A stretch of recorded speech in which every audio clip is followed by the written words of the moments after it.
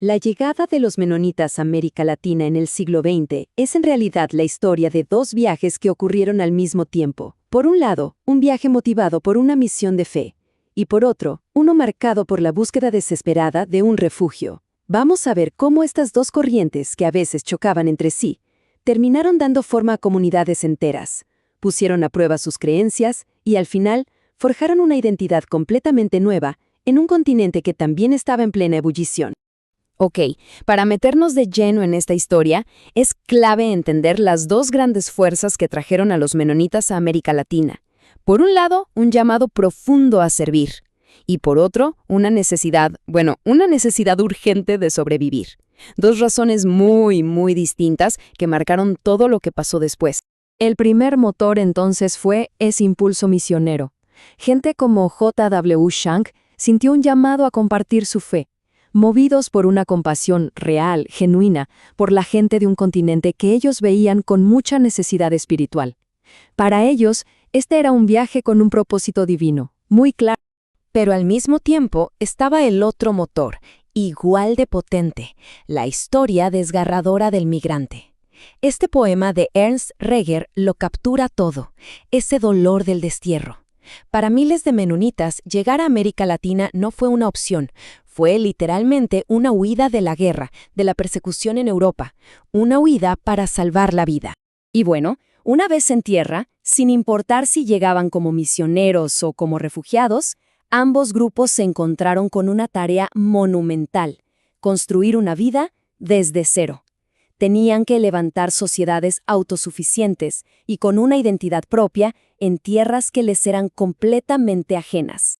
Y estas nuevas comunidades se levantaron sobre tres pilares, tres patas de la mesa, digamos, que eran esenciales. No eran solo edificios, no. Eran las bases para que su cultura y su fe no solo sobrevivieran, sino que de verdad pudieran florecer en un lugar totalmente nuevo.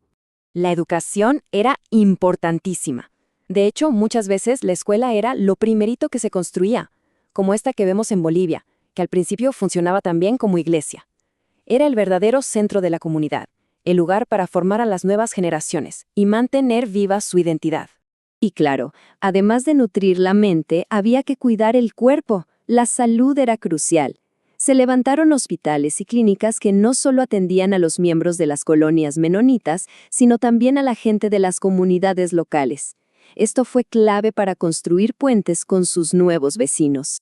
Y en el corazón de todo, pero de verdad en el centro, estaba la fe. Era como el pegamento que lo mantenía todo unido. El bautismo de nuevos creyentes no era solo una decisión personal, simbolizaba el crecimiento y la fuerza de la comunidad misma en esta nueva tierra. Pero ojo, este camino de construcción no fue para nada sencillo. Sus nuevos hogares resultaron ser, muchas veces, tierras de una agitación política y social tremenda. Y eso puso a prueba sus creencias más profundas. Para que nos demos una idea del panorama, estamos hablando de dictaduras larguísimas y muy duras en países como Paraguay, Argentina y Uruguay. Esto obligó a los menonitas a caminar con muchísimo cuidado, a navegar en aguas políticas muy complejas donde cualquier error podía costarles muy caro. Y en medio de todo esto, una de sus creencias fundamentales, la no violencia, fue puesta a prueba de una forma brutal. Ante la creciente militarización, líderes como el pastor argentino Albano Loaiza sintieron que no podían quedarse callados. Tuvieron que alzar la voz y condenar la guerra desde su convicción más profunda. Ahora, aquí la cosa se pone aún más interesante, porque no solo se enfrentaron a desafíos políticos, sino también a un tremendo cruce de culturas, sobre todo con las poblaciones indígenas. No fue una simple historia de conversión, fue un verdadero encuentro de dos mundos, una negociación constante entre el evangelismo y la lucha de los pueblos originarios por mantener su identidad. Y lo que pasó después fue fascinante, porque muchos grupos indígenas abrazaron la fe, sí, pero insistieron en hacerla suya, en moldearla según su propia cultura, su propia herencia. El resultado fue un cristianismo con un rostro y una voz auténticamente latinoamericanos. Y todo este proceso de adaptación, de lucha, de encuentro, pues llevó a la transformación más grande de todas. La Iglesia dejó de ser una misión extranjera para convertirse, por fin, en algo propio de América Latina. Y este cambio no ocurrió de la noche a la mañana. Fue un proceso, casi como una receta con 4 pasos bien claros. Se pasó de depender totalmente de los líderes norteamericanos a tener iglesias locales, autónomas, dirigidas por su propia gente. Y este cambio tiene rostros, tiene nombres. Uno de ellos, el del pastor Pablo Tzul, en Guatemala. Él y otros como él se convirtieron en la nueva cara, la nueva voz de la iglesia en sus propios países, predicando desde su propia experiencia, en su propio idioma. Y no fue un caso aislado. Por todo el continente empezaron a surgir líderes locales llenos de fuerza, hombres, mujeres, de todos los orígenes que tomaron las riendas. Desde Argentina hasta Bolivia y Uruguay, comenzaron a dirigir sus iglesias con una sabiduría que solo podían hacer de su propia tierra y de su propia gente. Y esta cita de Alina Itukama, en Panamá, lo resume todo de una manera increíble.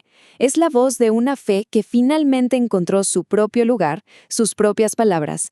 Una fe que honraba sus raíces anabaptistas, sí, pero que también estaba profundamente conectada con las culturas de América Latina. Por fin se sentía en casa. Así que al final, toda esta historia nos deja con una pregunta importantísima que sigue resonando hoy. ¿Cuál es el propósito de la Iglesia? ¿Ser un refugio para protegerse del mundo o ser una fuerza que transforma el mundo desde adentro? Esa tensión entre la migración para escapar y la misión para transformar sigue definiendo esta historia hasta el día de hoy.